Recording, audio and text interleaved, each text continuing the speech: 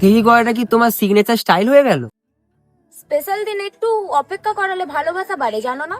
মনে আছে প্রথম ভ্যালেন্টাইন্স ডেতে আমরা এই পার্কে এসেছিলাম আর তুমি আমার সঙ্গে ঝগড়া করছিলে আইসক্রিমের জন্য। হ্যাঁ, আর শেষ পর্যন্ত দুজনের পকেট ফাঁকা করে আইসক্রিম খেয়েছিলাম। আচ্ছা, আমি যদি কখনো খুবই বোরিং হয়ে যাই তবুও কি তুমি আমার এরকম পাশে থাকবে? বোরিং তো তুমি আগে থেকেই, কিন্তু তোমার ছন্ন ছাড়া স্বভাবটা আমার সব থেকে প্রিয়। শোনো, সারা জীবন তো তোমাকে আমি দামি দামি গিফট দিতে পারবো না, কিন্তু সারা জীবন আমি তোমায় ভালোবেসে আগলে রাখবো। আমার দামি গিফট লাগবে না অভি, আমার একটাই দামি গিফট, সেটা হলো তুমি। কিছু কথা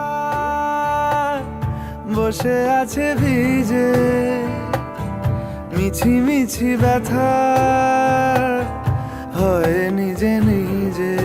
হ্যাপি ভ্যালেন্টাইন্স ডে। ঝরে যাওয়া পাতা